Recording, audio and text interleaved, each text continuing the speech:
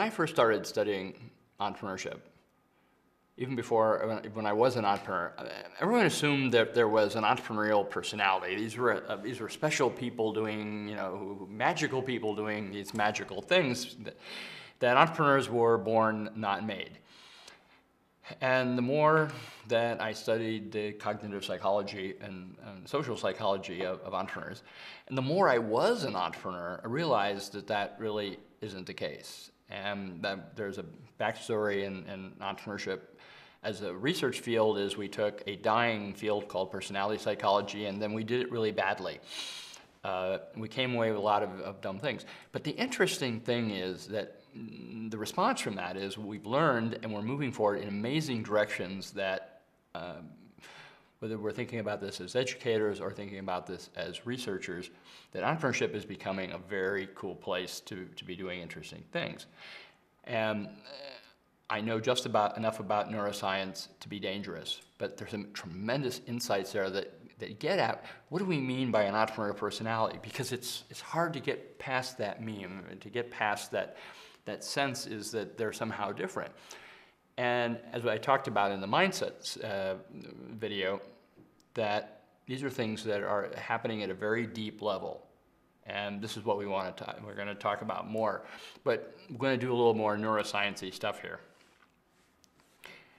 If you saw the first video, the thing with the hands and artichoke, that this is the famous experiment that totally amazed people. Notice 1983, and as someone who is the most published author in entrepreneurial intentions, it's kind of scary to read research that says maybe intentions aren't as cool as we thought they were. They're certainly different than we thought.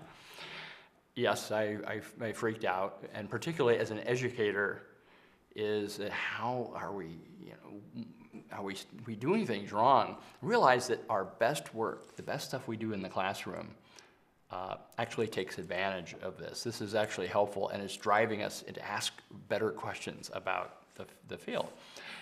Some interesting stuff that might be of use. They're good for cocktail parties. The left-hand, right-hand thing is good for cocktail parties, but London cab drivers, if you've ever been in London, they are not allowed to use maps or GPS. They have to memorize the map of London, which looks like a bowl of spaghetti turned upside down. Would you be shocked to know that 20 years later, that London cab drivers' brains, the section that does spatial reasoning, is better developed than most people without damaging other things? That it's like growing a muscle. Neuroplasticity is real. We are not born with a set of brain cells. We are growing new brain cells all the time. The question is, where are we growing them? How are we, and what's driving that? The first entrepreneurship article in Nature magazine was published, and not by me, by a team at Cambridge, Barbara Sahakin's lab, just simply entrepreneurs versus serial entrepreneurs versus top managers. They were both good at cognitive reasoning. They were really good at crunching numbers and making all sorts of rational decisions. But when it became hot cognition, when it was emotionally engaged decision-making, the entrepreneurs, one, were better at it and enjoyed it more. That this is something that there's interesting about entrepreneurs. The other thing is that people who are good at accepting and pursuing uncertainty have more dopamine receptors in their head. And guess what? Entrepreneurs have more dopamine receptors than non-entrepreneurs. The evidence is thin, but what's really interesting is that the more you put people in high uncertainty situations where they have mastery experiences, they grow dopamine receptors. So our brains are evolving based on what's happening to us and the lessons that we are taking away from that.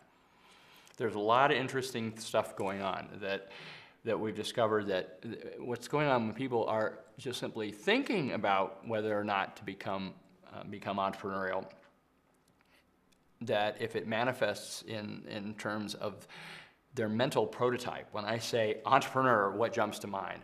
When I say opportunity, what are the facets of that that's an opportunity, that isn't? A very simple way to get at that is to ask people to draw a picture. Draw me a picture of an entrepreneur, real quick.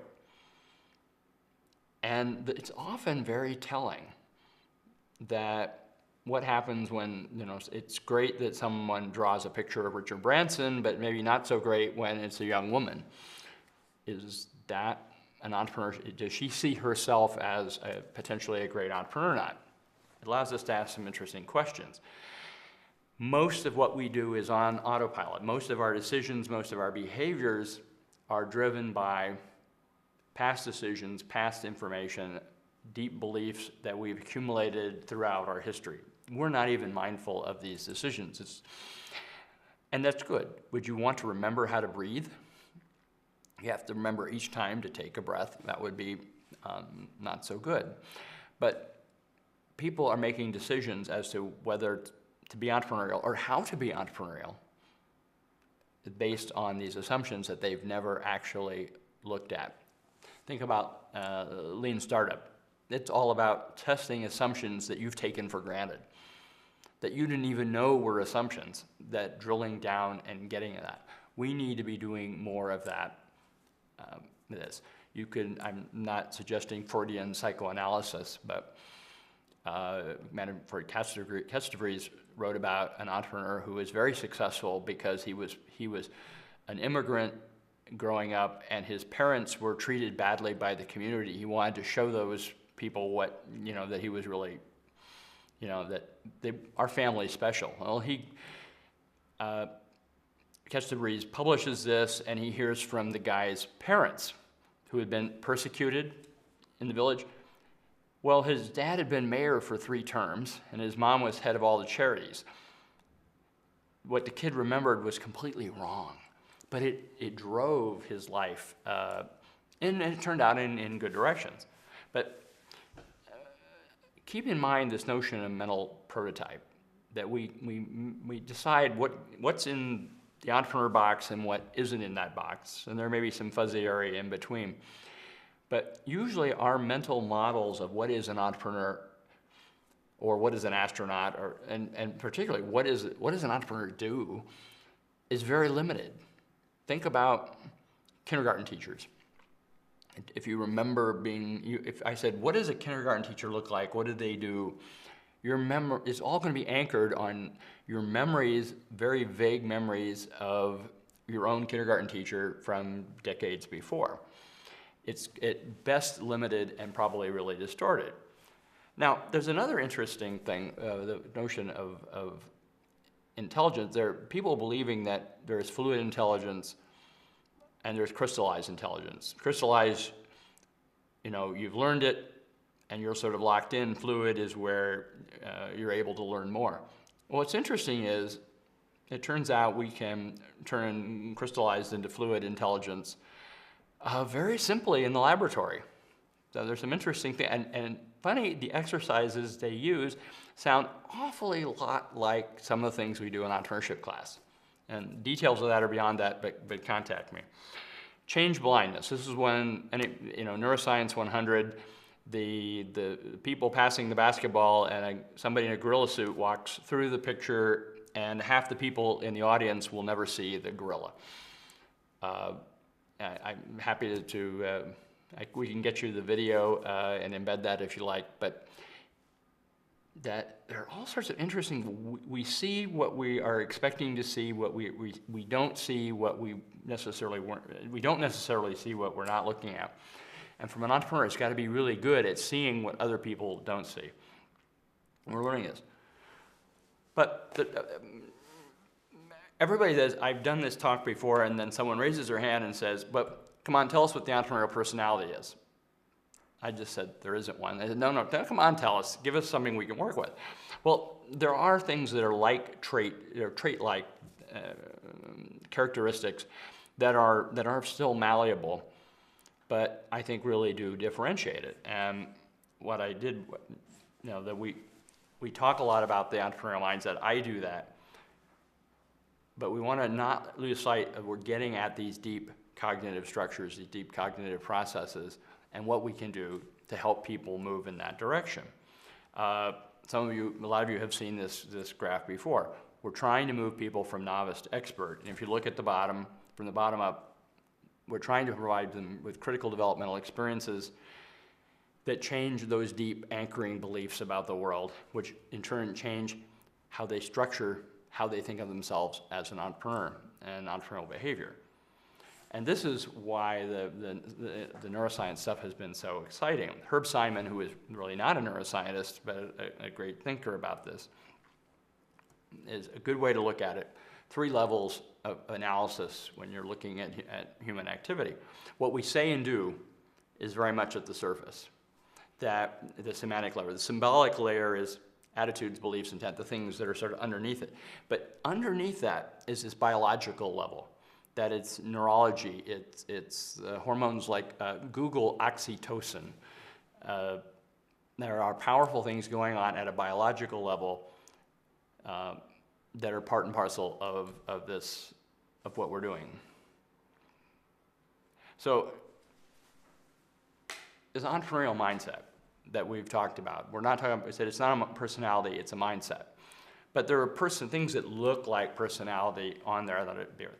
But we still want to ask ourselves, what is different about thinking like an entrepreneur?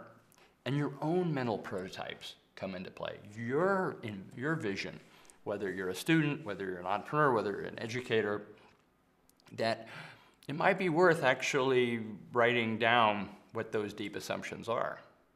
What you've been, what is it that's driving you to think this is entrepreneurial or this is not? And how would those differences manifest them? And what are those things might look at? And I've actually done this. I've done this with entrepreneurs and sort of crowdsourced it. I've done this with academic colleagues and sort of crowdsourced their list of this. And this is, interestingly, both came up with very similar lists. And I've sort of combined them. That most everybody says an entrepreneurial personality is someone who sees lots of opportunities and acts on them. That the entrepreneurial mindset, same thing. But that's not very satisfying. That's not telling us why and how and the mechanisms. But several things I think are really important, and some of these are even more important than others. But seeing yourself as an entrepreneur, that you see yourself as this is at the core of your identity, is that being an entrepreneur. Whether as being an entrepreneur is important or its core, it is absolutely essential for some other core element of your role of your identity. I think that's really important. We have ways we can measure that. Do you think strategically? Can you think more than one move ahead? Do you like thinking more than one move ahead? Things are important. What is your style and ability at connecting the dots, at recognizing patterns? You hear a lot in entrepreneurship about effectuation and bricolage, and again, this sort of adaptive thinking rather than linear planning. Are you an optimist? Are you resilient to adversity? Metacognition, do you think about yourself as an entrepreneurial thinker? That turns out to be more powerful than I would have guessed. And it turns out in any profession, anything you do, that thinking about how your own thinking in the processes is actually very helpful. Counterfactual thinking, what if? Well, what if we do this, then what happens? That people who do that instinctively, that's something we can learn to do, tend to be more entrepreneurial. Certainly bias for action as opposed to a fear of failure. These are things that we can manipulate, we can, over time, but are truly important. And I think the one that comes back to the Strascheg Center's question to me, I have to answer in these videos, is what's an entrepreneur? And it's about creating value, that it's not about making money, it's about creating economic and non-economic rents for your stakeholders. It's a fancy way. Create value for others. Understanding that the value proposition comes first is probably the single most important facet of the entrepreneurial mindset or the entrepreneurial personality. And this is something we very much need to learn how to do. That, again, we're trying to change that. In my prior video, we went into detail, but that you can try to teach people by teaching them stuff, or you can change how they structure their knowledge. And the latter is much more powerful. And the best entrepreneurship education, the best training is in that mode.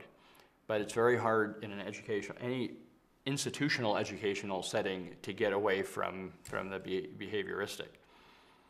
And again, if you saw this video, forgive me, prior video, but these are the pieces of what you have to do. If we're going to change something that seems like a personality dimension, this is something that you're going to have to be thinking about it. You need peer support, mentoring and support from experts, and making it important to you. And making sure that the experience you take away, the lessons that you learn that will change you, are the right lessons. And that's where the education process is very important. Whether you're an educator watching this, or you're a student or an entrepreneur wanting to learn more about getting better at being an entrepreneur, that make sure you're taking away the right lessons. Get this, your peers and experts to help. If you don't have the people who have the expert mindset themselves, they may not be able to help you. Make sure you've got at least one of them. You can't become a chess master without the help of another chess master. Again, this is, you've seen this in the video, but we're not about teaching people stuff and just getting them to think, yeah, I want to start a business. You're changing people at a very deep level. That we are changing those deep, almost personality-like dimensions of their thinking. That they're anchored so deeply in your brain that it matters. When you say the word opportunity, you see novelty, a different part of your brain lights up than the average person. Think about this. We humans are wired to process negative information much faster than positive information. That we are not wired to see and act on opportunities. We are wired to see and act on threats. And the things that we have to do is, in terms of changing what you call it personality, you call it the mindset, is to get at that. Anyway, there are a lot of things that we can do as we're moving forward in all of this. That there's a lot of things in terms of education. But I thank you for watching this. I'm Norris Krueger. If you want in on the research that we're doing, there are a lot of interesting people starting to do amazing stuff, and it's immediately applicable in the classroom. It's immediately applicable in real life training. That's the really exciting part. When I joined the entrepreneurship, started teaching entrepreneurship, started studying it, the fact is I could do research in the morning, teach it to a class in the afternoon, and share it with entrepreneurs in the evening. This was a nice day to have. You want in on this fun, give me a call. My email, Twitter, Facebook, LinkedIn, Google+. Give me a call. And entrepreneurs rock. Thank you for watching.